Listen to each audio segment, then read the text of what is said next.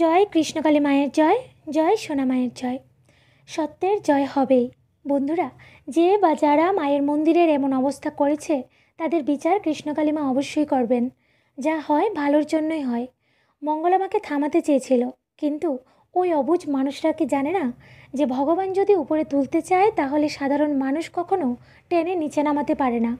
মঙ্গলা মা আর তার পরিবারের সাথে যা হয়েছে তা খুবই দুঃখজনক। তাই সকল কৃষ্ণকালী মায়ের ভক্তদের কাছে অনুরোধ, সবাই মঙ্গলা মায়ের পাশে থাকুন।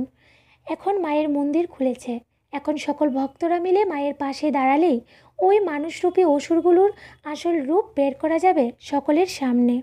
ওই মানুষগুলো যেভাবে মঙ্গলা মাকে মিডিয়ার সামনে অপদস্থ করেছে, সেই সকল মানুষকে আবার মিডিয়ার সামনে দাঁড় করিয়ে সকল প্রশ্নের উত্তর জানতে চাইতে হবে। যদি মঙ্গলা মাকে শাস্তি দেওয়ার বা মা ভণ্ডামি করেছে তার প্রমাণ দেওয়ার উদ্দেশ্য থাকতো, তাহলে কেন মঙ্গলা মায়ের পরিবারের সদস্যকে মারা হলো?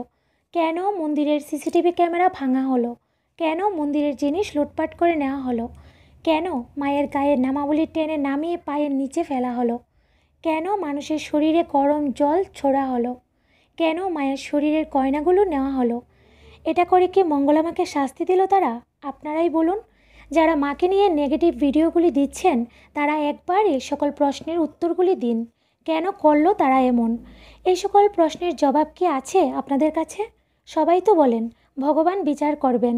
তাহলে মঙ্গলা মা যদি কোনো ভুল কিছু করেই থাকে, তাহলে মায়ের বিচারটা না হয় ভগবানের হাতেই ছেড়ে দিতেন। আপনারা নিজেরা কেন ভগবান হতে গেলেন আর মঙ্গলা মায়ের বিচার করতে গেলেন? আর বিচার কি এভাবে হয়? আপনারাই বলুন। আসলে তাদের উদ্দেশ্য ছিল মায়ের মন্দির থেকে লুটপাট করে নেওয়া। আমরা মায়ের ভক্তরা সকলেই চাই ওই মানুষরূপী অসুরগুলোর শাস্তি হোক।